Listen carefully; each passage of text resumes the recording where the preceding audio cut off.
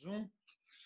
Nós gostaríamos de dar as boas-vindas a Magali do Nascimento, que hoje vai conosco refletir sobre a disputa do sagrado e a democracia. A Magali, ela é jornalista, educadora, ela é da Igreja Metodista, doutora em Ciências da Comunicação, mestre em Memória Social e graduada em Comunicação Social, jornalista. Ela é autora da Explosão Gospel, um olhar das ciências humanas sobre o cenário evangélico contemporâneo. E é integrante do grupo de referência da Peregrinação de Justiça, Paz, do Conselho Mundial de Igrejas. O tema, ele é um tema muito importante na sociedade de hoje. A gente sabe, todos nós vivenciamos, conhecemos o crescimento dos movimentos religiosos de inspiração pentecostal, neopentecostal na América Latina, que é um dos fenômenos culturais que a gente poderia dizer, inclusive, interessante, surpreendente da atualidade, né? Seja na perspectiva do mundo evangélico, como também do mundo católico. E ele se apresenta cada vez menos enclausurado e cada vez mais aberto, né, a essa exposição pública. A gente vê que hoje a presença, né, dos movimentos pentecostais, neopentecostais, eles se destacam bastante, não apenas no que diz respeito ao número, mas também se a gente, em termos da diversidade das denominações das igrejas evangélicas, mas também, principalmente, a sua visibilidade nos meios de comunicação de massa. Acho que esse é um dos aspectos que a Magali vai estar tratando conosco. E também, cada vez vai se tornando mais clara, seja a partir também dessa autoexposição e dessa utilização massiva das mídias, uma estratégia política de várias igrejas de tradição pentecostal, neopentecostal, de se aproximar de pautas de direitos humanos, e vem se tornando cada vez mais clara. Essa ocupação, então, ela se tornou muito forte, né? Apesar de já ter vindo paulatinamente, ela ficou mais evidente agora por causa dessa aliança, né, de segmentos evangélicos e o governo Jair Bolsonaro, bem como setores neopentecostais católicos. Então, nesse sentido, essa aproximação de pautas de direitos humanos, mas com ataques a templos de religiões de matriz africana, perseguição aos povos indígenas, que vem tendo seus espaços de cultos incendiados, seus direitos sociais vilipendiados, um discurso extremamente conservador, né? Então, trata-se, isso é uma ação articulada, é uma escalada. Como que você vê tudo isso, Magali?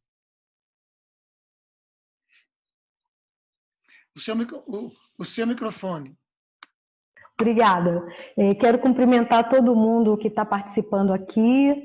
Estou muito satisfeita, muito obrigada pelo convite que me foi feito, de podermos aqui compartilhar nesse final de dia. Agradeço também pelo momento de oração, pela inspiração, né, das palavras de unidade, né, que precisam aí nos embalar, né, sempre nesse mundo que é tão fragmentado, né, com tanta divisão nesse mundo. A gente falar de unidade é cada vez mais fundamental.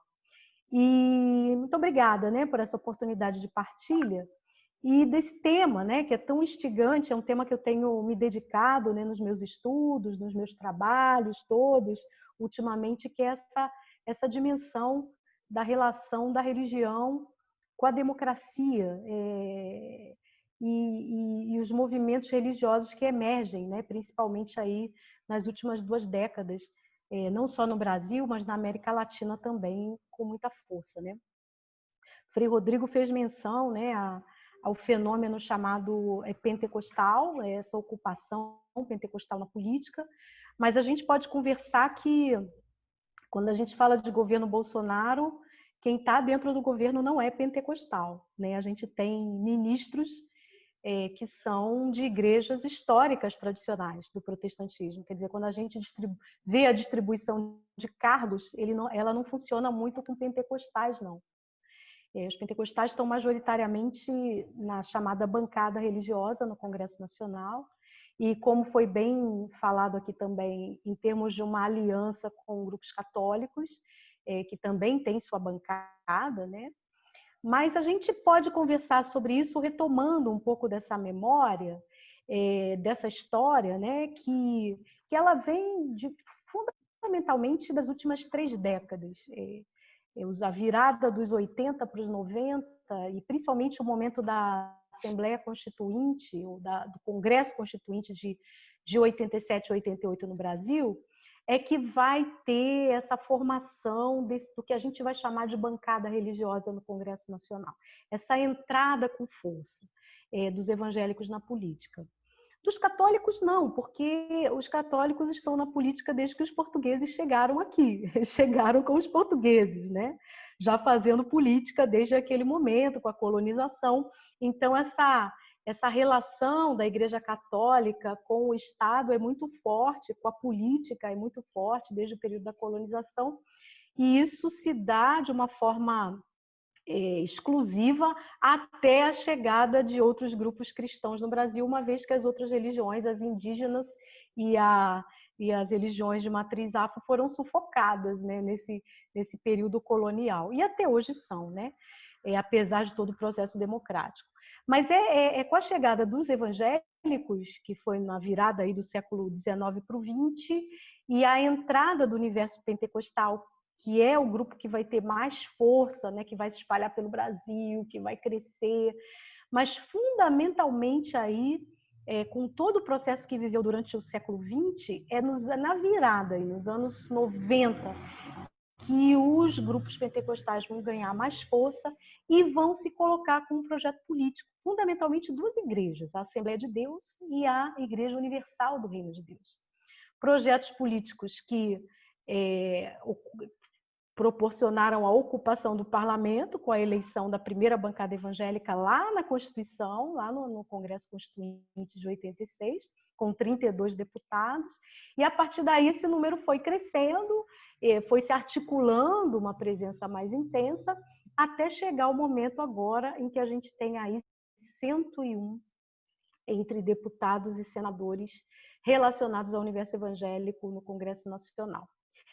É interessante que a gente vai vendo esse crescendo, né, dessa articulação de poder, dessa ocupação de espaços, e o lugar das mídias, que sempre foram muito significativas, as mídias chamadas tradicionais, o rádio e a televisão, e mais recentemente as mídias digitais, né, pela internet, as mídias sociais, Facebook, Twitter, para a propagação desses ideais e desses projetos de ocupação política desses grupos, né?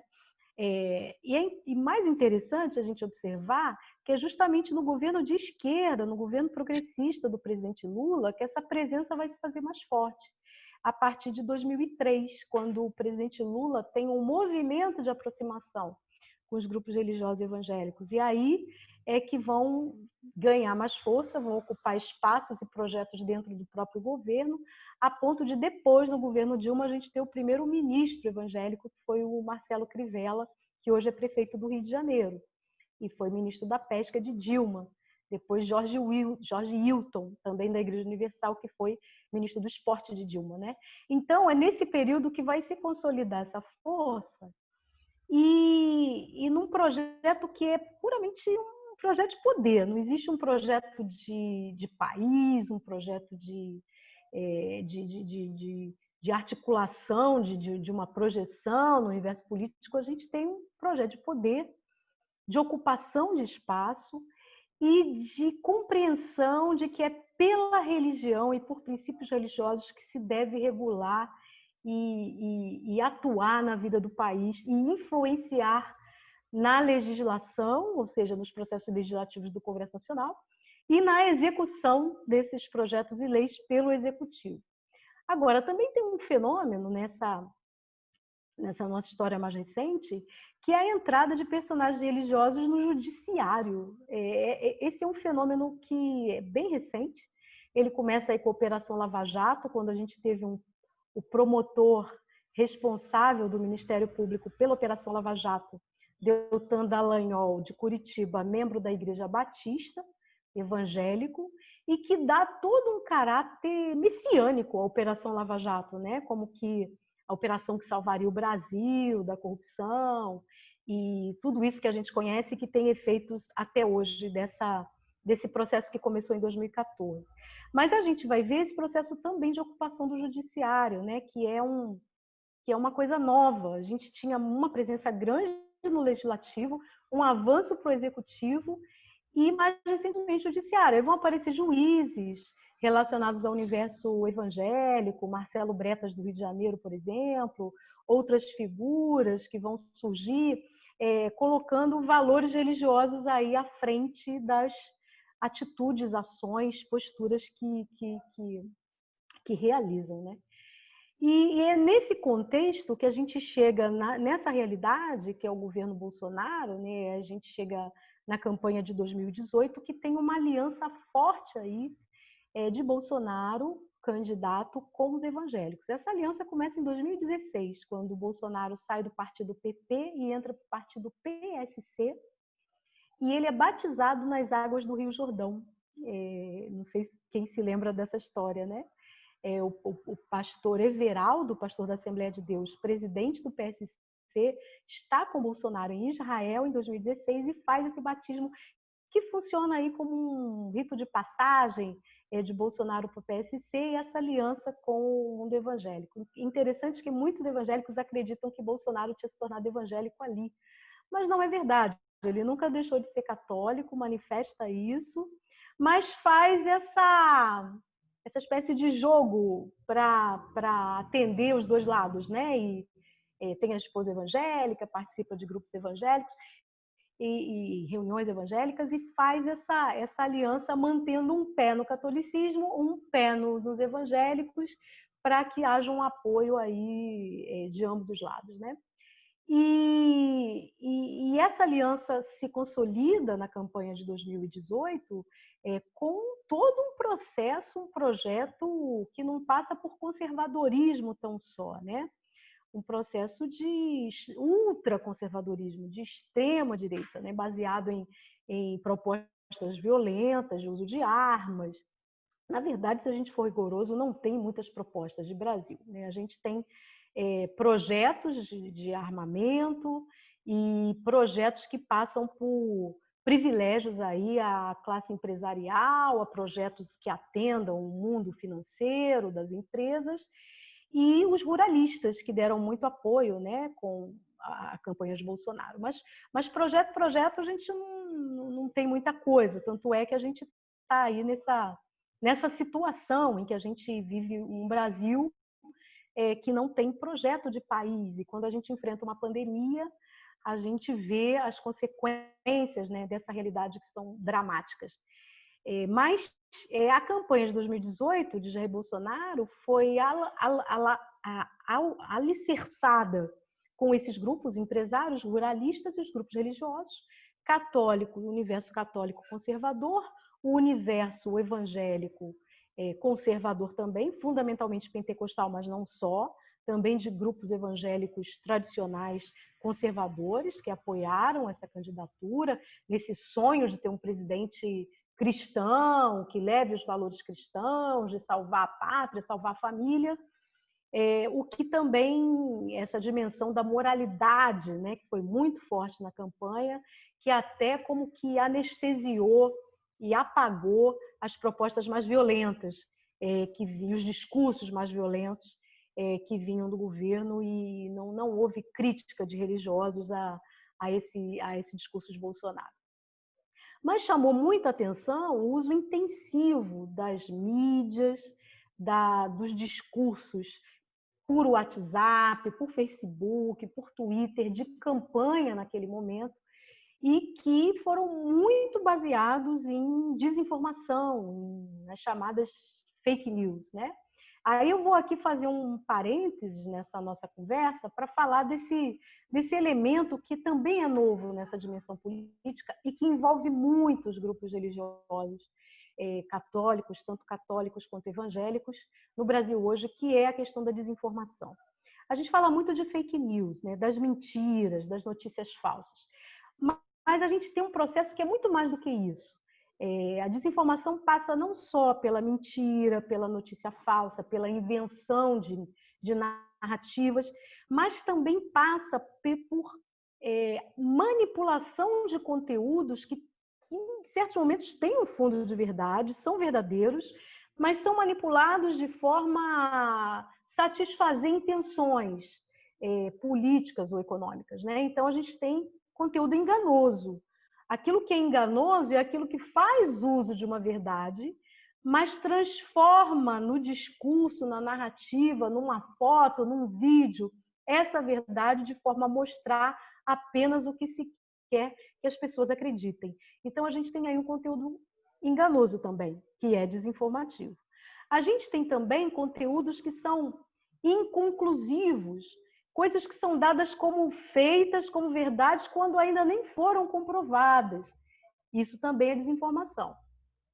Por exemplo, fala-se aí, vez ou outra, de vacinas do coronavírus dadas como certas quando ainda estão em experimentos, ainda nem foram testadas. E aí já se fala, o grupo tal descobriu a vacina. Descobriu não quer dizer que a vacina vai ser aplicada nas pessoas. Há testes, há processos, há aprovações.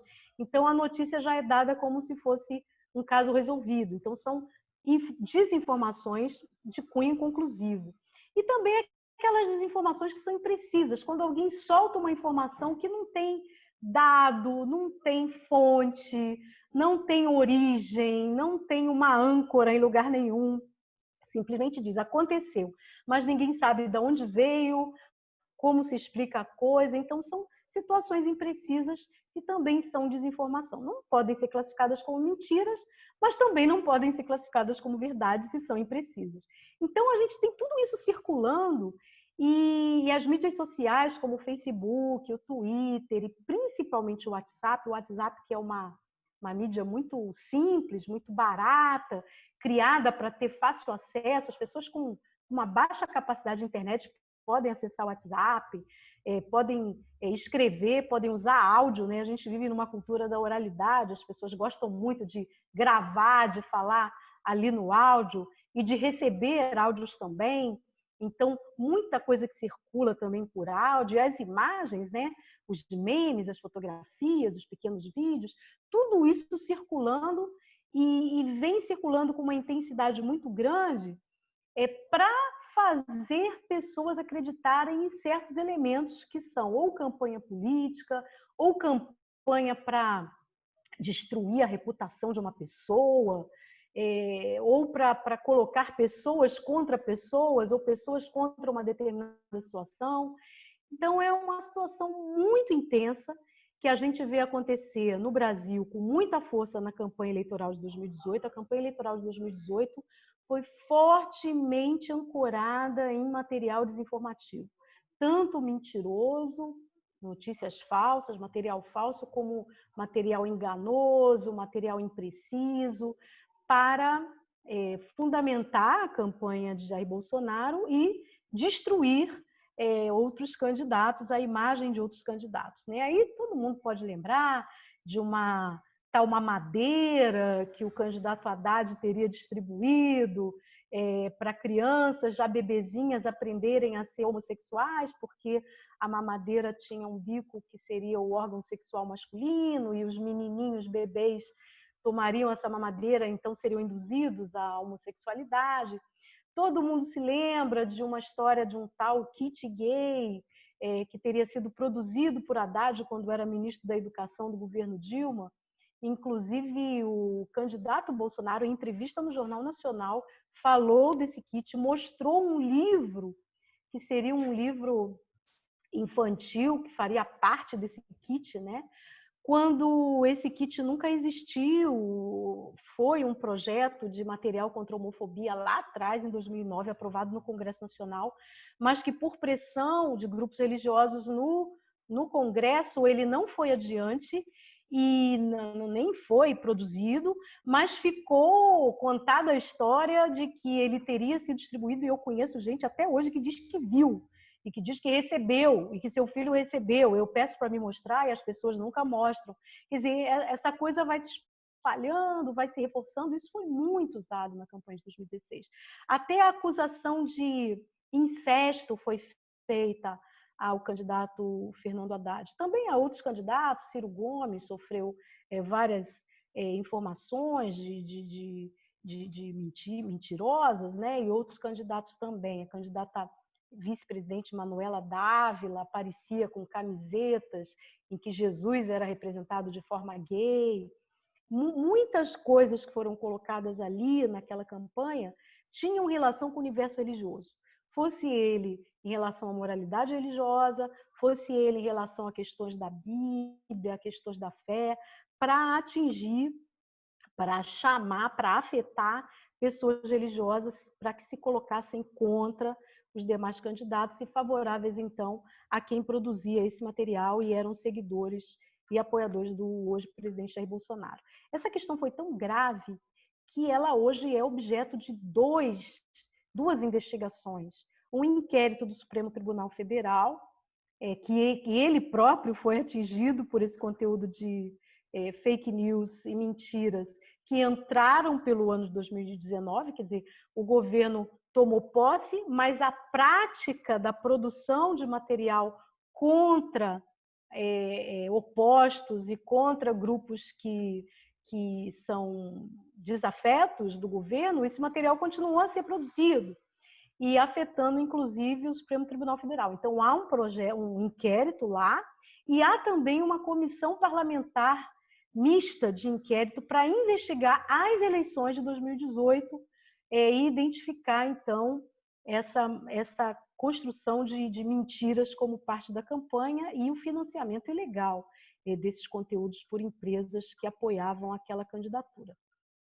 Então, nós vemos que há esse processo que passa pela comunicação, que passa pela presença de grupos religiosos nesse circuito e nessa circulação de conteúdos, né, que visam a conquistar, né, as pessoas de fé, as pessoas religiosas, mas tem duas coisas aí, são duas pontas desse processo.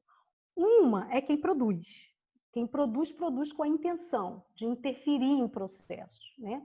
No caso, processos políticos, no caso, processos contra figuras, pessoas, instituições que devem ser, então, atingidos porque são desafetos de quem produz esse material.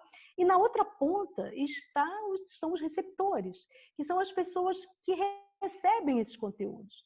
Muita gente que recebe esse conteúdo é gente comum, religiosa das nossas igrejas, pessoal que senta no banco da missa, no banco do culto da igreja, que participa, que faz suas orações, que tem sua fé e que recebe esses conteúdos de bom coração e que são atingidos por esses conteúdos. A pessoa recebe uma notícia que diz, por exemplo, que o Papa Francisco quer mudar a Bíblia. Tem um projeto no Vaticano de mudar a Bíblia, de tirar trechos da Bíblia que o Papa não concorda e inserir trechos que ele acha, de conteúdo que ele acha que deveriam existir na Bíblia. A pessoa recebe isso, se a pessoa é evangélica e tem críticas ao papado, isso vai atingir essa pessoa de forma que vai reforçar aqueles sentimentos negativos que ela já tem em relação ao papado. Se ela é uma pessoa católica, que tem afeição pelo Papa, que gosta do Papa, ela vai recusar esse conteúdo. Mas se é uma pessoa católica que faz críticas ao Papa, que não gosta da forma como o Papa conduz a igreja, ela vai aceitar e gostar desse conteúdo para reforçar as críticas que ela já faz ao Papa. E é assim que funcionam esses mecanismos, ou seja, soltam-se esses conteúdos, atingem pessoas que vão receber e vão repassar. E o WhatsApp tem essa agilidade, né? Essa rapidez que faz com que as pessoas passem adiante e são pessoas da nossa confiança. Quando a gente recebe e participa de um grupo grupo de WhatsApp, na maioria das vezes, são grupos que a gente está lá porque são grupos de família, grupos de igreja, grupos de trabalho, grupos de amigos. E se o material chega por ali, e são grupos de confiança, esses materiais geram, então, essa credibilidade. Como que o padre da minha paróquia vai mandar uma mentira para mim? Claro que não. Veio pelo padre, como é que eu vou questionar um negócio desse? Quer dizer, a coisa já é feita de um jeito que esse elemento da confiança, ele é acionado quando as pessoas recebem esses conteúdos. Então, hoje, no Brasil, os grupos religiosos cristãos, principalmente, católicos, evangélicos, são grupos vistos como grupos fundamentais na consolidação, no apoio, na sedimentação desse processo político que passa por essa participação nas mídias. A importância das mídias digitais, como essas que eu mencionei, e também das mídias tradicionais, rádio e televisão, que ainda tem o seu lugar com a programação religiosa que tanto evangélicos como católicos disseminam e atingem aí muita gente. Recentemente, aconteceram 2 reuniões de grupos cristãos com o presidente Bolsonaro. No dia 21 de maio, um grupo de católicos se reuniu com o presidente. Parte do grupo era de deputados da ala católica, que está dentro do Congresso Nacional, e outra parte era de pessoas responsáveis por mídias católicas de rádio e televisão. Estava lá o Reginaldo Manzotti, estava lá o padre, que eu não me lembro o nome, da TV do Pai Eterno, estava lá o presidente da Rede Vida, estava lá um empresário de comunicação de Goiás, que é vice-prefeito de Goiânia, eu não me lembro o nome dele agora, e esse grupo estava ali negociando com o presidente Bolsonaro que houvesse participação, incentivo, o termo que foi usado na reunião foi incentivo do governo Bolsonaro nessas mídias, para que houvesse, então, a construção de discursos positivos do presidente na programação dessas mídias católicas. Dias depois, em 5 de junho, aconteceu uma reunião de 11 pastores evangélicos com Bolsonaro. No momento de oração, foi transmitido ao vivo, e uma reunião secreta, essa não foi transmitida. E que não se sabe o que aconteceu nessa reunião com esses 11 pastores. Mas como vários deles são empresários de mídia e vários deles têm dívidas altíssimas com a Receita Federal, é possível imaginar o conteúdo dessa reunião, do que foi tratado nessa reunião desses religiosos com o presidente Bolsonaro. E nessa negociação de cristãos, tanto do lado católico quanto do lado evangélico, permanece então essa aliança, né, que o Frei Rodrigo mencionou na abertura aqui do nosso diálogo, do nosso encontro, né? Essa aliança do governo Bolsonaro com grupos religiosos que passa por apoios, mas que tem um preço, né? De alguma forma há uma troca nesse preço. Nessa troca, há uma presença intensa também de cargos que são oferecidos no governo. Nós temos hoje 6 ministros de Estado que são ligados a igrejas evangélicas, né? A ministra Damares Alves, da Mulher, Família e Direitos Humanos, que é pentecostal, essa é pentecostal, mas está hoje como pastora de uma igreja batista, a Igreja Batista Lagoinha, em Belo Horizonte. Nós temos o ministro Onyx Lorenzoni, que é ministro da Cidadania, o ministro Luiz Eduardo Ramos, que é o ministro da Secretaria de Governo, o ministro Marcelo Álvaro Antônio, ministro do Turismo, o ministro que acabou de ser empossado, o Fábio Farias, do ministério criado aí, o Ministério das Comunicações. Parece já ser um resultado daquela reunião do 5 de junho, né, que eu mencionei. E esses ministros compõem aí um grupo que tem um poder bastante significativo aí no topo dessa hierarquia hoje no governo brasileiro. E temos aí o ministro Eduardo Araújo, que se declara um católico praticante, ministro das Relações Exteriores, E o ministro que acabou de sair, o da Educação, o Abraham Weintraub, também manifestava publicamente a sua fé católica, mas hoje não é mais ministro, né? Estamos aguardando aí o que vai acontecer com o Ministério da Educação. Então, a gente vê essa composição hoje que tem o elemento religioso, né? Aí se a gente traz para reflexão esse tema da disputa do sagrado, né? Em relação à política, à democracia, como é que o sagrado ele é utilizado, ele é um instrumento de articulação política, de busca de poder, de articulação e conquista de apoios, com bases religiosas, né? Por estudos que se tem hoje, dos 30% que permanecem aí firmes apoiando, 30% da população, o governo Jair Bolsonaro, desse grupo aí a gente tem uma parcela de pelo menos 20% que são grupos religiosos, né? Entre católicos e evangélicos, o que é bastante significativo.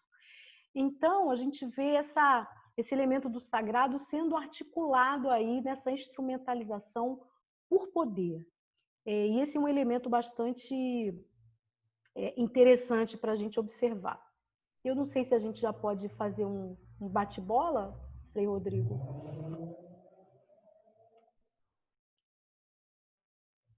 Não está o som. O som. Eu queria perguntar, muito obrigado, acho que é muito boa a sua exposição.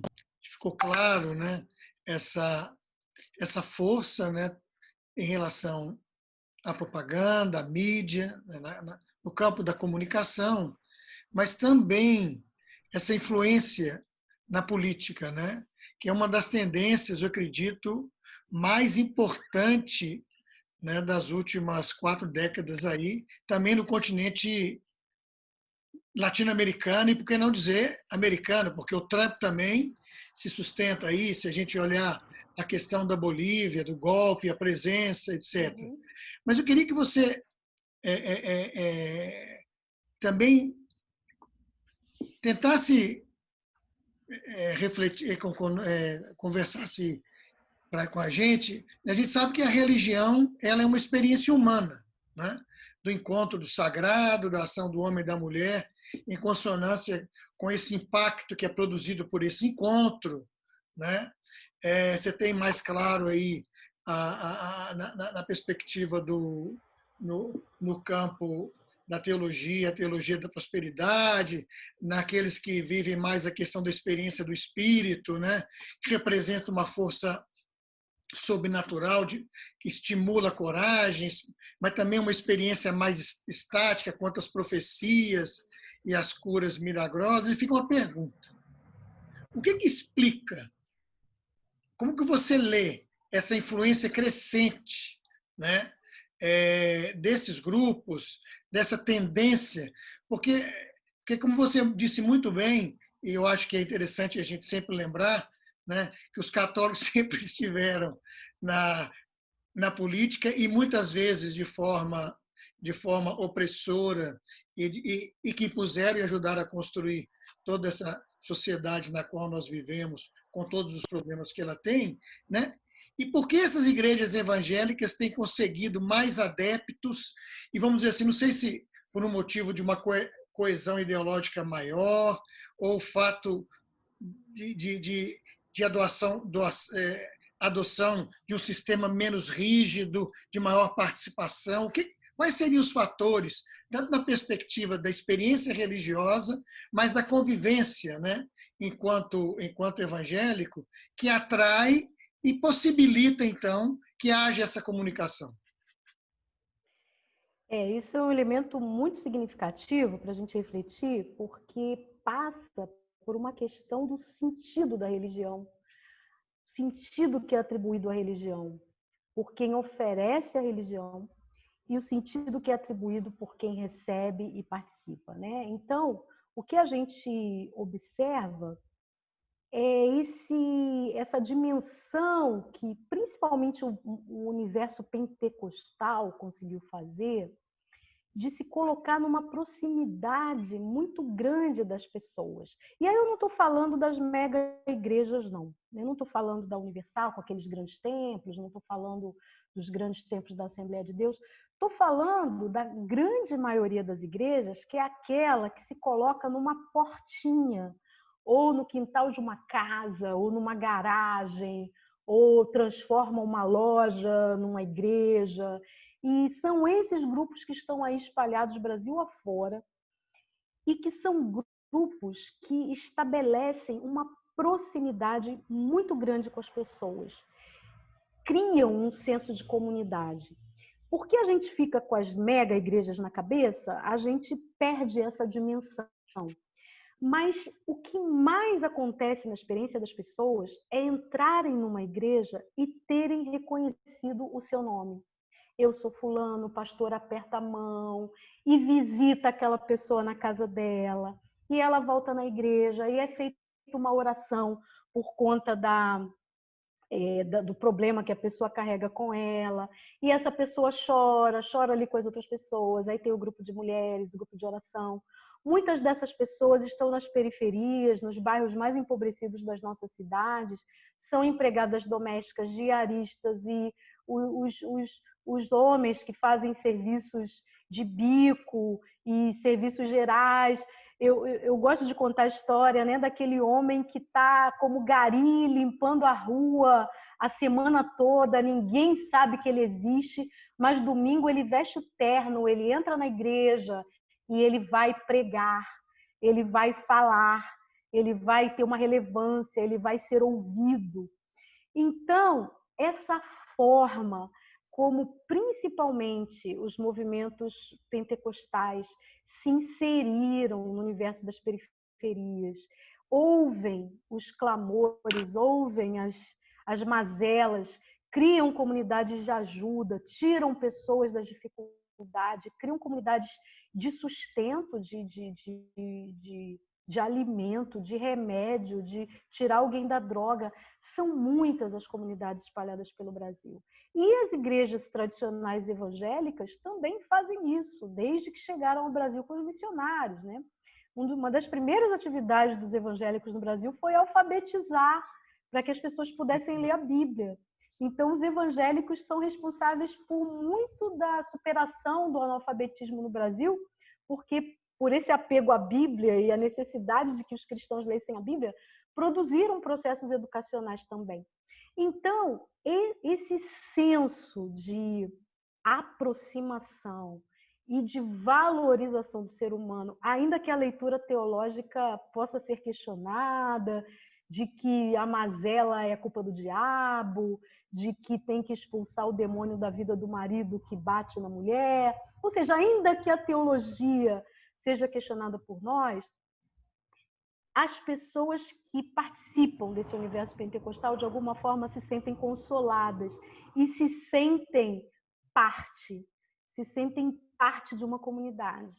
Então, esse sentimento de pertença, eu creio que é um dos elementos mais fortes desse apego que a gente tem ao universo evangélico, principalmente de cunho pentecostal.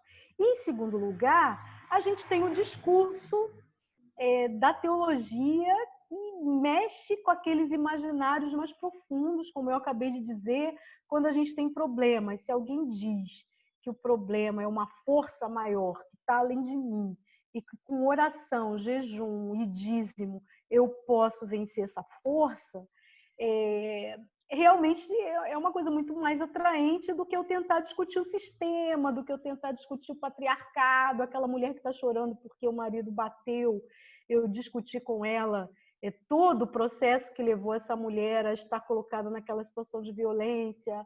E, enfim, são discursos que têm um apelo também muito grande, que mexe com imaginários e com a solução fácil pela fé mágica, que também atinge uma boa parcela dessa população. Quer dizer, então, além desse sentimento de pertença, a gente tem essa dimensão da fé mágica, que mexe muito com as pessoas. você resgatou, acho que algo extremamente interessante, eu acho que era e que é muito importante também da gente refletir, para não colocar tudo no mesmo saco, vamos dizer assim, né? Porque a experiência a religião, ela é profundamente associada a uma determinada experiência do cotidiano, no cotidiano, mesmo que muitas vezes, né, essa experiência escapa a esse cotidiano mais palpável, né?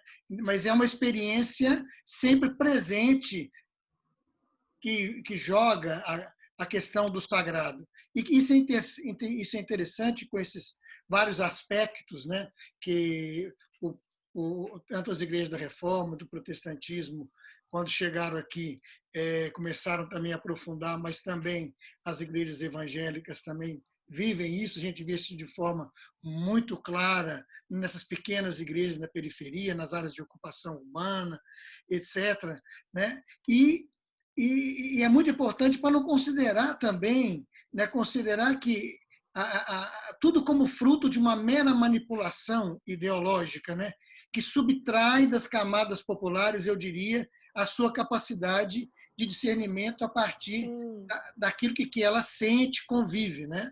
Porque Exatamente. existe uma tendência também de retirar um caráter de ator, né, de sua própria cultura, mesmo que em muitos aspectos, certos setores das igrejas evangélicas atacam a diversidade das culturas, etc. Mas eu queria acrescentar aqui uma, uma pergunta, ela veio aqui da Moema, da UFS, que ela, e também aqui do Sinfrajup, ela te pergunta assim, pela relação entre as igrejas tradicionais e as pentecostais, neopentecostais. Como, como que se dá essa relação? E a outra, né, é como que a direita cresceu também entre as tradicionais. Então, essa relação, eu vi aí que a Ana Maria falou que não me vê desde 87, viu, Ana? Um beijo para você, viu? É bom saber que você está aí, viu? Saudade, muito bom te ver por aqui. Mas voltando à questão, as igrejas chamadas históricas ou tradicionais do universo evangélico que chegaram com os missionários, que são a presbiteriana, a metodista, a batista, a luterana, congregacional, né? Que são a anglicana, que são as igrejas que chegaram ou com missionários ou com imigrantes aí na virada do século XIX para o XX, se mantiveram no país, mas com um crescimento muito pequeno. São igrejas, com exceção da Batista, que é a igreja maior dessas igrejas mais históricas, são igrejas que têm uma presença, em comparação com as pentecostais, pequena, porque são igrejas que, pela tradição, não trabalharam tanto com essa dimensão emotiva e emocional que toca tanto as pessoas. Né? Então, são igrejas mais baseadas na razão, na leitura da Bíblia, no ensino, na doutrinação pelo estudo, a adesão à fé de uma forma consciente. Quer dizer, tem toda uma tradição aí que passa pelo luteranismo, calvinismo, o wesleyanismo, né? São tradições do universo da Reforma Protestante que são mantidas aí por essas igrejas e elas têm uma presença, têm uma história importante, né? Com os centros sociais que criaram, com a atuação social, a atuação educacional com as escolas evangélicas, né? Desses grupos todos. Mas nunca cresceram em número, nunca tiveram uma presença maciça na sociedade, diferentemente do universo pentecostal, justamente por esses motivos que eu coloquei antes. Por que o crescimento pentecostal? A gente conversou aqui, né? Essa forma de chegar nas pessoas, de atingir as pessoas naquilo que é a necessidade mais imediata das pessoas.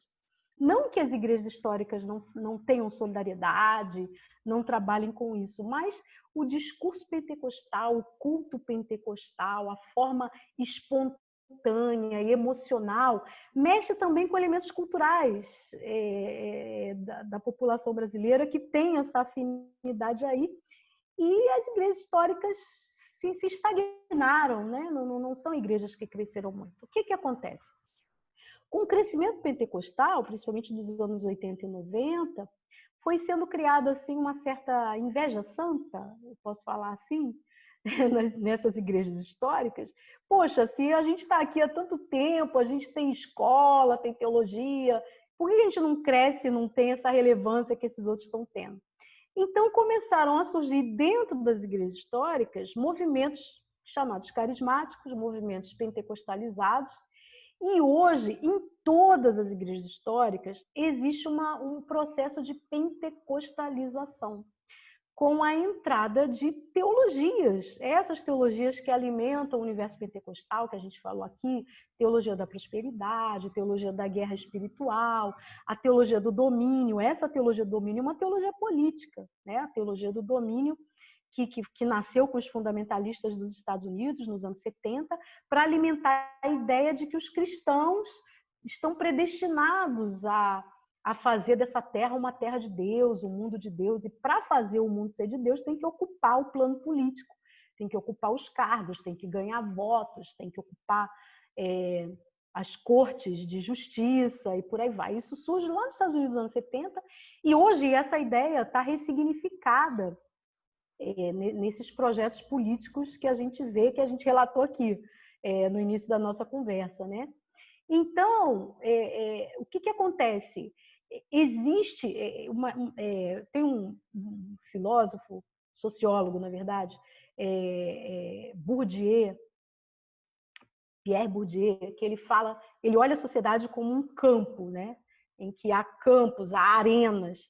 E o campo religioso, que seria uma arena religiosa, a gente tem dentro dessa arena disputas. Então, a gente tem os católicos com os evangélicos em disputa permanente. Dentro dos evangélicos, a gente tem grupos em disputa permanente.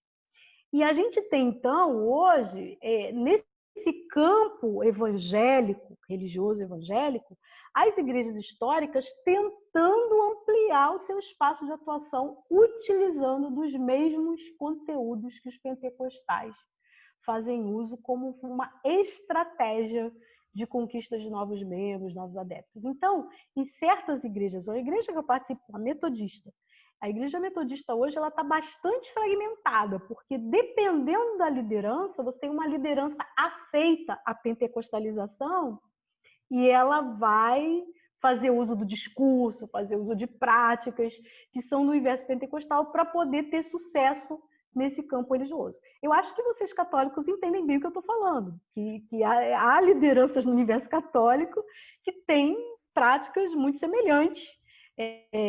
Dependendo da liderança, você vai ter uma afeição a práticas pentecostalizadas, de discurso, de apelo, né?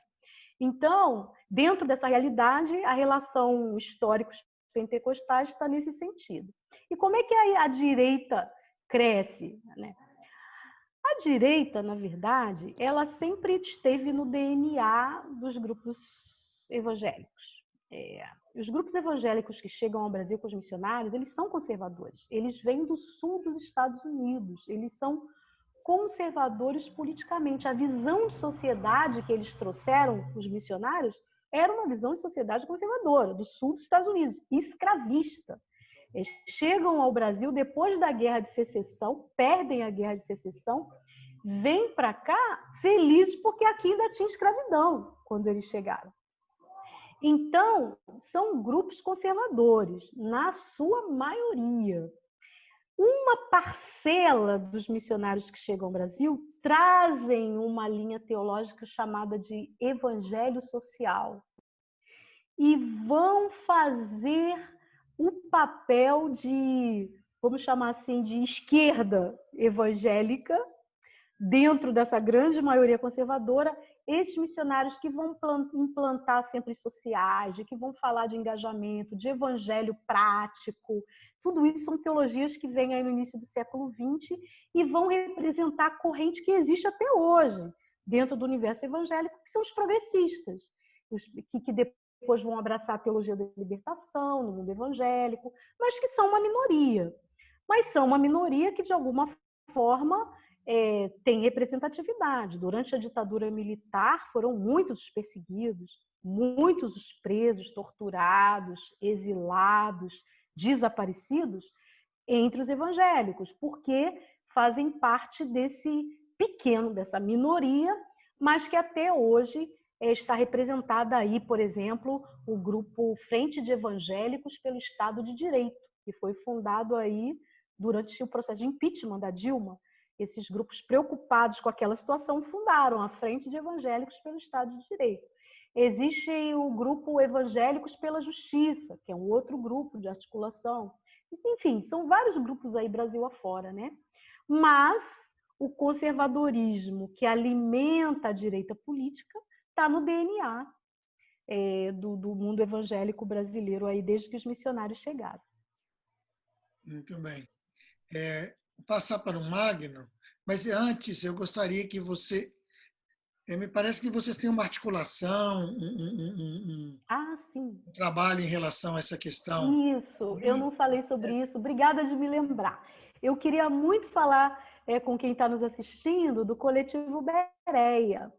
Eu falei muito aqui sobre a desinformação, as fake news, né? E no ano passado, um grupo de jornalistas evangélicos se reuniu. Nós estávamos trabalhando juntos num projeto aqui no Rio, na UFRJ.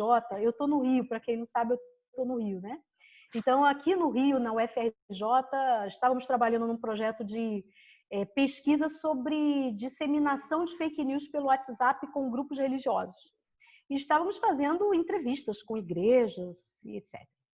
E aí, conversando sobre aquilo, a gente manifestou o desejo, poxa, a gente podia fazer alguma coisa sobre as notícias que são espalhadas aí, mostrar para o pessoal coisas que não são verdade, fazer uma checagem. E nasceu o desejo de criar um coletivo que a gente pudesse trabalhar com checagem de notícias. Existem muitas agências de checagem de notícias no Brasil. Para quem não sabe, existe a agência Lupa, a agência Aos Fatos, um grupo chamado E-Farsas, a agência Comprova. São agências que foram surgindo por conta dessa explosão aí de fake news, de desinformação. Os próprios organismos de imprensa criaram e outros organismos independentes criaram também agências que checam, verificam se o que se espalha por aí é verdadeiro, mostram evidências, né, e classificam essas notícias. E a gente percebeu que faltava uma que fosse religiosa, uma agência, um grupo que pudesse checar e verificar notícias que circulam em ambiente religioso, ou notícias de temas religiosos, ou que são produzidas por grupos religiosos. Então, nós criamos um coletivo, o Coletivo Bereia, de jornalistas. Inicialmente éramos evangélicos, agora o grupo cresceu, apareceu tanta gente querendo ajudar, que já temos católicos, temos espírita, temos gente de religião nenhuma, né? Mas que gostou da nossa proposta. E nós trouxemos o nome Bereia, que é um nome bíblico, né? Bereia é uma cidade grega que está narrada lá em Atos, capítulo 17. E o livro de Atos conta que o apóstolo Paulo chegou com os companheiros dele para pregar na cidade de Bereia, pregar o evangelho. E os judeus de Bereia gostaram muito do que Paulo falava, mas eles só aderiram depois que foram checar nas escrituras se o que Paulo dizia era verdade, se o que Paulo dizia fazia sentido com a fé. Então, eram os checadores, né, que foram exaltados, esses judeus de Bereia. Então, a gente pegou esse exemplo para nós e falou, vamos chamar de Coletivo Bereia, né? O coletivo dos que verificam se é verdade. Então, a gente criou o coletivo, existe um site, podem anotar aí, www.coletivobereiatudojunto.com.br www.coletivobereiatudojunto.com.br. Lá, a gente estreou em outubro, nós nem fizemos um ano ainda, mas toda semana a gente publica, a gente faz uma ronda em sites evangélicos, sites católicos, mídias sociais, Facebook, Twitter, Instagram, de pessoas, lideranças católicas e evangélicas e políticos católicos e evangélicos, vemos o que eles publicam e se alguma coisa gera desconfiança em nós, a gente vai atrás ver se é verdade, se é mentira, se é enganoso, se é impreciso, se é inconclusivo, e a gente publica a matéria. A gente recebe sugestões, viu, gente? Muitos leitores mandam para a gente, dá para ver se isso aqui é verdade? Chegou no meu grupo de WhatsApp, e a gente faz a checagem.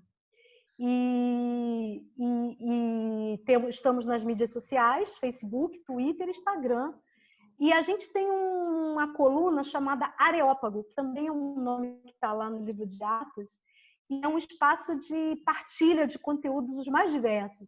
Aí a gente tem reflexões, convido até o Frei Rodrigo, se quiser mandar uma reflexão para a gente publicar, a gente publica, a gente recebe contribuições de pessoas das igrejas, de pessoas que querem oferecer para os grupos que nos leem algum material de reflexão sobre um dado da realidade. Ultimamente, a gente anda checando muita coisa sobre o coronavírus. A OMS, a Organização Mundial de Saúde, falou que junto com a pandemia tem uma infodemia, a pandemia da informação.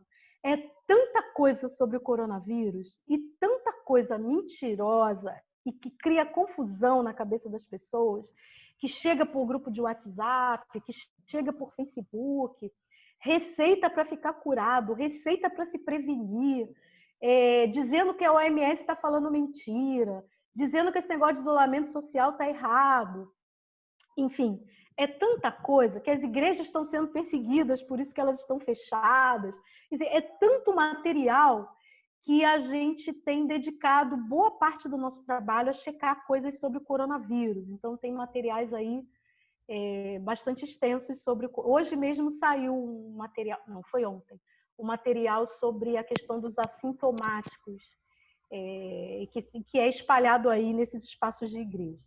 É isso. Então, sobre o Coletivo Bereia, convido vocês a visitarem a página.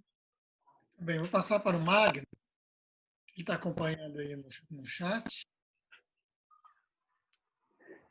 Bom, Magali, Frei Rodrigo, parabéns pela iniciativa, né, do Coletivo Bereia. Lembramos, né, o Frei Rodrigo colocou aí no bate-papo, coletivobereia.com.br, e contra, né, essa situação vigente, né, o negacionismo e o ódio. Sim. Nós precisamos utilizar, né, desse combate às fake news, às notícias Sim. falsas. Bom, temos uma pergunta de Maria Verônica Avelino, está participando pela plataforma Zoom, em que ela faz a pergunta: o que fazer para mudar esta realidade da presença religiosa conservadora, seja católica ou evangélica, e de que maneira, e de manutenção do poder em nome de Deus? Essa é uma pergunta e ela segue fazendo outra.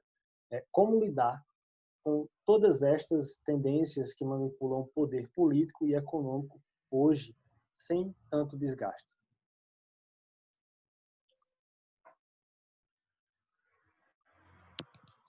Você vai fazer outras ou eu vou respondendo cada uma? Não, por enquanto pode responder essas e tá quando bom. aparecer outras. Tá bom. Obrigada, Maria Verônica. Olha, quantas horas a gente vai ficar ainda aí para eu responder a sua pergunta, né? É uma pergunta que exige aí da gente bastante, né? Porque como é que a gente faz para mudar essa realidade desse conservadorismo, né? Na verdade, Verônica, essa realidade não pode ser mudada, né? O conservadorismo, ele é uma compreensão de mundo, uma visão política que está presente no espaço político, né? Democrático. Se o espaço é democrático, ele dá lugar para esse elemento conservador. Então, o conservadorismo, ele existe já de muito tempo e sempre vai existir, porque tem a ver com visão de mundo, tem a ver com formação para a vida, tem a ver com a forma como as pessoas são formadas e veem a vida, veem o mundo, e quando elas são religiosas, a forma como elas têm a fé. O que pode ser feito é a gente, primeiramente, enfrentar e denunciar todo e qualquer ultraconservadorismo, ou seja, o extremismo, o que a gente está vivendo hoje no Brasil, a chamada extrema-direita, né? Tem gente até presa desde semana passada, porque vai ao extremo. Quer dizer, por causa de uma posição política, leva à violência. Não a violência física, às vezes, até a violência física, mas violência verbal, agressão das pessoas, né? Foi presa a moça de nome Sara Geomini, né, ou conhecida como Sarah Winter, convertida à Igreja Católica. Ela se dizia do movimento feminista até bem pouco tempo atrás, depois se converteu, não foi mais feminista, se tornou católica e apareceu aí bastante em entrevistas em redes católicas, com camisetas de santos, usava bastante o nome da igreja nas suas cruzadas Brasil afora e até pela América Latina fora, né, contra o movimento feminista. E mais recentemente, ela aderiu a um grupo de extrema-direita relacionado ao bolsonarismo, ao apoio ao presidente Bolsonaro, e aparecia com arma na mão, né, com palavras agressivas a ministros do Supremo Tribunal Federal, uma postura que foge ao elemento do conservadorismo. O conservadorismo, como postura, ele está dentro dos debates, está dentro das posturas políticas. Você pode ter partidos conservadores que vão defender os seus temas, né? Agora, o ultraconservadorismo, que chega ao extremismo e a agressão, seja ela verbal ou até física, isso a gente tem que enfrentar, tem que denunciar, tem que criar formas de que isso seja impedido e que essas pessoas sejam retiradas de circulação, como foi, e vai ser julgada, e vamos ver o que vai acontecer, né? Então, essa é uma questão. A segunda questão é a gente se preocupar com processos de formação política nas nossas comunidades, para que as pessoas, principalmente a juventude, possa ter noção desses processos, como eles acontecem. Nas dimensões conservadora, progressista, de esquerda, de direita, porque tudo isso faz parte do processo político. Aprender a ler esses processos, a julgar esses processos. A questão é quando o conservadorismo é usado também por grupos religiosos em busca de poder, né? Então, você tem grupos religiosos que até outro dia estavam no governo Lula, apoiando Dilma, e que agora estão com o governo Bolsonaro. Essas pessoas são conservadoras? Não, são oportunistas, que fazem uso do conservadorismo quando bem interessa. Quando estavam com Lula e Dilma, não eram apresentadas como conservadoras, nem se chamavam como tal. Então, a gente tem que saber ler esses processos, para saber ler o que é o princípio conservador, como é que ele é defendido e o que é oportunismo político. Então, a gente precisa criar espaços de formação, principalmente para a nossa juventude.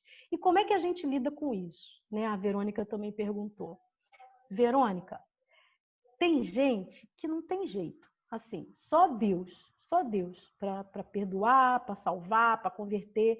Mas tem pessoas que são tão arraigadas em discursos de ódio, em princípios extremistas, que eu acho que a gente não deve gastar a nossa energia com essas pessoas, não. Eu acho que a gente deve gastar a nossa energia com aquelas pessoas de bom coração que muitas vezes vão em ondas. E a gente pode oferecer um caminho de reflexão, como eu falei, para que essas pessoas possam saber julgar esses elementos. Eu iria por aí. Temos outra pergunta surgindo agora. Letícia da Jufra de Teresina. Como se manter esperançoso e perseverante em tempos como esse? Como não deixar o amor se esfriar diante de situações de conservadorismo radical que provoca grandes dificuldades nas nossas realidades locais e também em âmbito nacional? Então, essa é uma pergunta bem legal, sabe, Letícia? Porque a gente precisa se manter esperançoso e perseverante, sim. Como é que a gente faz isso? Uma das estratégias dos movimentos que hoje estão aí predominando e que trabalham com desinformação, mentira, é fazer a gente acreditar que a gente está sozinho. É fazer a gente acreditar que a gente é pequeno. É fazer a gente acreditar que são eles que têm força e que são eles que estão prevalecendo. Na verdade, tem muita coisa boa acontecendo.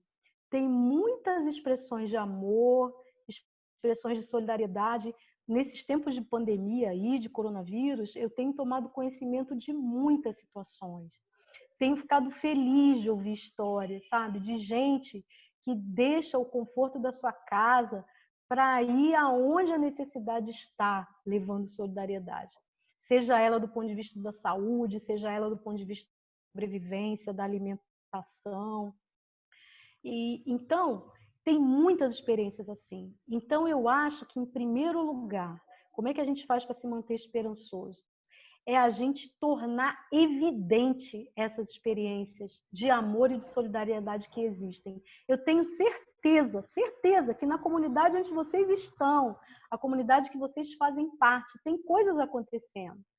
Tem gente muito boa, de coração puro, limpo, amorosa, perseverante. E a gente tem que tornar essas coisas evidentes, tem que contar essas histórias. Por isso que a gente tem que ocupar as mídias. É aqui no Zoom, é no Facebook, é no Twitter, é no WhatsApp. Ocupar a mídia com coisa boa. Não gastar tempo discutindo com gente que manda aquelas coisas para nós, para botar a gente para baixo. Não vamos gastar nosso tempo com isso. Vamos encher esses espaços com elementos positivos, com elementos de esperança. Isso é um primeiro ponto. O segundo ponto é trabalhar com a memória. Tem muita coisa da memória do nosso Brasil, das nossas comunidades, do povo cristão, que a gente não pode deixar ser esquecida. Lembrando que tem gente que já veio antes de nós, que já passou por situações dessa natureza e resistiu, e persistiu, e teve esperança. E contar essas histórias, porque a esperança é animada pela memória também. Eu quando estava conversando aqui da pergunta que o Frei Rodrigo me fez, eu falei dos evangélicos no tempo da ditadura militar, que foram perseguidos, católicos também foram. Tanta gente aí que viveu a ditadura militar sob repressão, sob morte, sob uma situação terrível, e pessoas que ficaram firmes, resistiram e, em nome da fé, atuaram naqueles momentos. A gente tem que recuperar essas histórias. Aí a gente vai lá para trás, né, no tempo dos primeiros cristãos, histórias que alimentam a nossa esperança. Então, a gente precisa também da memória, né, e fazer uso da memória como fonte de esperança. Obrigada, viu, Letícia? Temos mais uma pergunta de Moema, em que ela pergunta como você classifica a Assembleia de Deus neste cenário pentecostal e a universal? Podem ser considerados evangélicos? Como articulam os sincretismos e processos de demonização das religiões de matriz africana? Obrigada, Moema. A Assembleia de Deus é a maior igreja evangélica do Brasil. Ela é do ramo pentecostal, aí a gente precisa dizer, né, que dentro do universo evangélico a gente tem várias ramificações, né? E aí tem várias formas de fazer essa classificação. A classificação mais simples que a gente pode fazer que é como a gente está conversando aqui desde o início com o Frei Rodrigo. São os evangélicos históricos, aqueles que chegaram com missionários e que chegaram com imigrantes no início do século, na passagem do século XIX para o XX, e os pentecostais que chegaram no início do século XX. Os pentecostais, e a Assembleia de Deus foi a primeira a chegar no Brasil, junto com depois a Congregação Cristã do Brasil e outros grupos que vieram dos Estados Unidos, vieram com missionários também. Missionários suecos, mas vindo dos Estados Unidos, é uma história meio longa, mas eu não vou contar aqui. Mas vieram com missionários. E entre os pentecostais, a gente tem pentecostais diferenciados. Tem esses que vieram com missionários, tem pentecostais que nasceram no Brasil, que criaram suas próprias igrejas num movimento aí de pentecostalismo brasileiro. Aí a gente tem, por exemplo, a Igreja Deus é Amor, a Igreja Brasil para Cristo, essa faixa aí dos anos 30 aos anos 50. E depois a gente vai ter o que é chamado de neopentecostalismo, né? Que são esses pentecostais dessa faixa que eu falei dos anos 80, 90, mais contemporâneos, e que são baseados principalmente na teologia da prosperidade e na teologia da guerra espiritual. Então, evangélicos históricos, pentecostais, e entre os pentecostais a gente tem essa diversidade.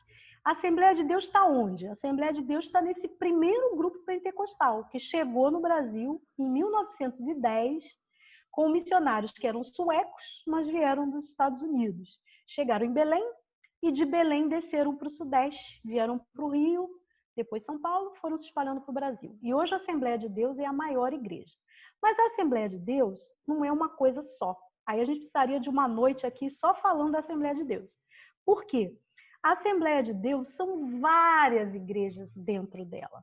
Tem a Assembleia de Deus que nasceu em Belém, tem a Assembleia de Deus que nasceu em Madureira, bairro aqui do Rio, tem a Assembleia de Deus que é relacionada com ministérios autônomos. Por exemplo, a igreja do pastor famoso, chamado Silas Malafaia, ele aparece muito nas mídias, é a Assembleia de Deus Vitória em Cristo, já é uma outra ramificação. Quer dizer, a raiz é uma Assembleia de Deus, mas são grupos autônomos que têm esses laços regionais e laços com pessoas. E aí, deixa eu me lembrar que a pergunta que eu anotei aqui. Então, como é que eu classifico a Assembleia de Deus? Classifiquei, tá? Espero que esteja compreendido aí, Moema. E a Universal? A Universal, ela está dentro do grupo, esse mais recente, chamado neopentecostal, que nasce aí na virada dos anos 80 para os 90, aí a gente tem Universal, a gente tem Igreja Internacional da Graça de Deus, Igreja Renascer em Cristo, Igreja Mundial do Poder de Deus, que são igrejas que são focadas, fundadas a partir da chamada teologia da prosperidade e teologia da guerra espiritual, que é aquela que vê que tudo que acontece na vida são potestades do mal que agem na vida da pessoa e precisam ser, então, exorcizadas. Então, aí está localizada a Igreja Universal do Reino de Deus. Então, todas estão sob o guarda-chuva evangélicos. E esse sincretismo, né? Então, algumas igrejas são caracterizadas por fazerem uso de símbolos, de elementos de outras religiões ou da cultura brasileira, e a Universal faz muito isso. Como eu disse antes, é uma forma dela conquistar os fiéis, né? Trazer coisas que as pessoas identificam e gostam de outras experiências, e ela faz uso desses elementos, sim. Isso está dentro da tradição, da matriz religiosa brasileira, que vem dos indígenas, que vem do afro, que vem do catolicismo popular. A Universal pega toda essa tradição cultural religiosa e faz uso em seu benefício, né? E outros grupos também, não é só a Universal, não. E aí você perguntou da demonização dos grupos de matriz afro, né? Bom, essa demonização, ela vem desde a colônia, né? Desde a colônia, a Igreja Católica já fazia esse processo de demonização, então os grupos afro sofrem esse processo de demonização desde o início, que aqui chegaram como escravos. Isso só é modificado a partir dos anos 50, porque os grupos afro eram perseguidos, né, inclusive pela polícia, por conta da classificação católica da demonização desses grupos. Depois do Vaticano II, a Igreja Católica mudou bastante a sua compreensão. A Igreja Católica se converteu, né, à compreensão das outras religiões, das outras igrejas. O Vaticano II modificou bastante essa compreensão, mas não completamente. Quer dizer, ainda existem grupos do universo católico que condenam, né, as religiões de matriz afro. E entre os evangélicos, o processo é o mesmíssimo, igual, né? Em todos os evangélicos, existe uma rejeição às religiões de matriz afro. Sendo que, no universo pentecostal, e principalmente neopentecostal, essa rejeição é mais forte por conta dessa teologia da guerra espiritual. Porque atribui-se à figura dos grupos de matriz afro a incorporação dessas potestades do mal que têm que ser combatidas, né? Então, aí isso fica mais forte. Daí a gente tem até alguns grupos radicais, extremistas, né, que chegam a quebrar objetos, destruir objetos.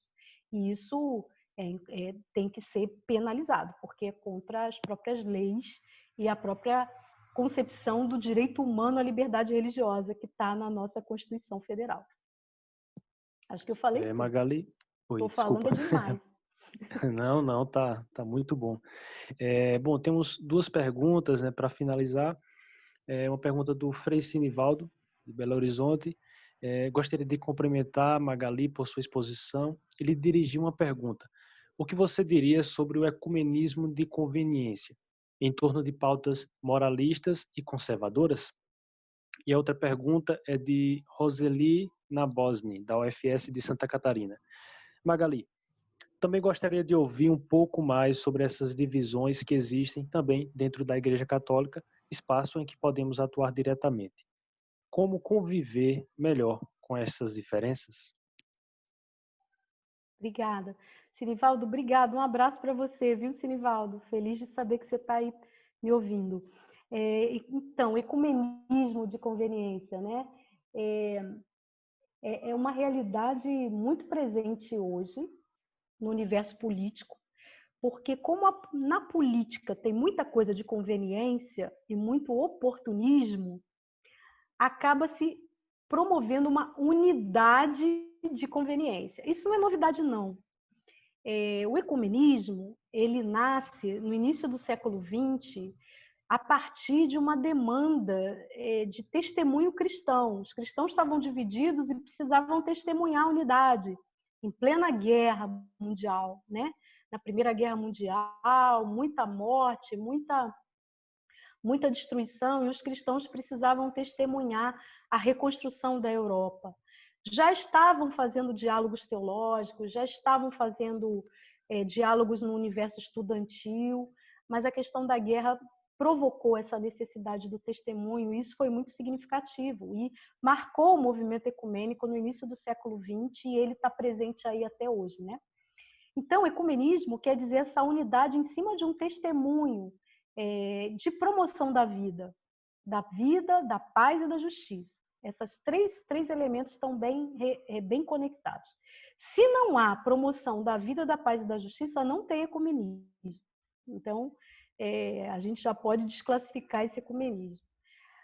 Mas o Júlio de Santana, o grande teólogo Júlio de Santana, quando ele escreve o livro Ecumenismo e Libertação, que é um clássico aí dos anos 80, né, pela editora Vozes, o Júlio de Santana fala que nem sempre os grupos religiosos se unem pela vida, pela paz e pela justiça. Às vezes eles se unem em situações convenientes para defender situações políticas. Então ele conta como no período depois da Segunda Guerra Mundial, católicos e evangélicos estiveram unidos contra o comunismo para fazer frente à União Soviética, naquele período da Guerra Fria. Então havia toda uma conjunção de forças para combater comunistas, e acabava se combatendo grupos de esquerda, grupos progressistas, que eram carimbados como comunistas. Aconteceu isso na ditadura militar no Brasil. Então a gente teve católicos e evangélicos na marcha pela família com Deus, pela liberdade, e em março de 1964, numa unidade conveniente naquela questão política. Então, isso está sempre acontecendo, isso não é novidade. Então, Sinivaldo, a gente tem hoje no Brasil um ecumenismo, eu até tenho tristeza de usar essa palavra, acho que nem vou usar essa palavra, né? Eu vou usar uma unidade de conveniência em torno desse oportunismo político, principalmente no apoio a Jair Bolsonaro, quando a gente vê católicos e evangélicos se articulando nesse apoio. A gente tem, já vinha, né? Quem não se lembra aí do processo de retirada da noção de gênero do Plano Nacional de Educação, em 2014. Houve toda uma conjunção de católicos e evangélicos para que não se tratasse dessas questões no Plano Nacional de Educação, nos planos estaduais e nos planos municipais. Houve articulação de pastores famosos, de padres famosos aí do universo midiático, que nunca conversaram antes, mas se juntaram porque tinham aquele inimigo comum. Então, esse ecumenismo, essa unidade de conveniência, sempre tem em vista um inimigo comum quando é a questão política, né? Ou um amigo comum agora, o presidente Jair Bolsonaro, né? Então, eu estou acrescentando essa história do amigo. Também podemos identificar uma certa unidade de conveniência aí na questão do mercado religioso, né? Esse movimento gospel aí que reúne tantos artistas para vender disco, fazer show, tem gente que se junta aí para vender e comercializar pela música. E aí a gente tem gente, evangélicos e católicos cantando junto, gravando junto, indo para programa de TV junto, fazendo show junto.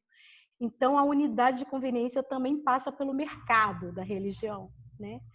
Então, a gente tem um tema interessante aí para a gente perseguir, compreender e até denunciar quando ele é uma questão oportunista, né? Que está fazendo mau uso da fé.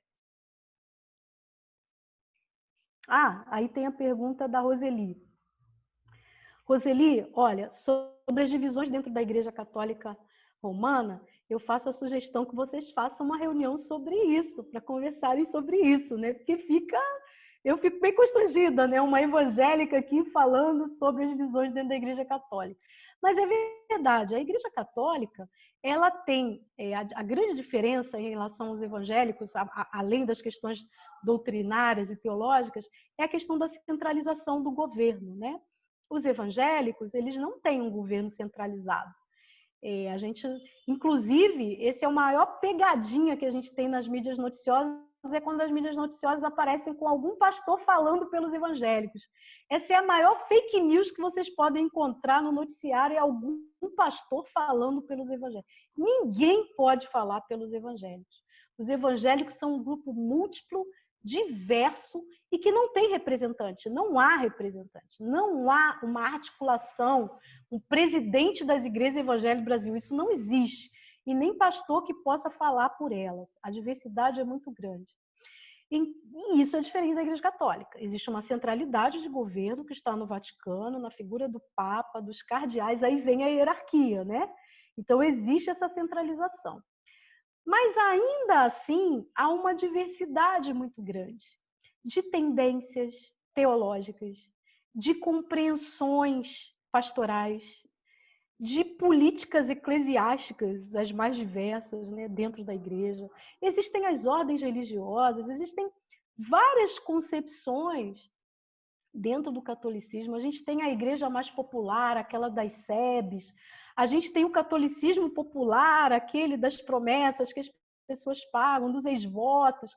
É tanta diversidade que passa por questões teológicas, doutrinárias e também políticas, que fazem da Igreja Católica uma grande colcha de retalhos, assim, um grupo muito heterogêneo que a gente dificilmente chama de um. Só chama de um porque tem a centralidade. Quer dizer, quem está fora dos dogmas, das regras, das orientações que são unificadas, podem ser colocadas sob o juízo desse grupo de comando, né? Tem os cardeais, tem o Papa, tem os bispos, que são aqueles, entre aspas, chefes, né, da igreja naquela determinada região. Mas a diversidade é muito grande e hoje a gente vê o Papa Francisco sofrendo com essa diversidade, não é? As críticas que são feitas ao pontificado de Francisco, a oposição, tudo que ele tem sofrido por conta das posturas que tem tomado. Quer dizer, até esse chefe maior da igreja tem a reverberação dessa diversidade sobre si. Então, Deus tem que abençoar muito aquela figura para poder agir no meio de tanta diversidade, tentando essa unidade aí. Obrigada. Bom, Magali Cunha, Frei Rodrigo, nós agradecemos, né, o Sinfrajup agradecem a participação nessa conferência, com dicas, né, com esses aprendizados, né, saberes bastante importantes, né, para sabermos lidar, né, nessa realidade atual.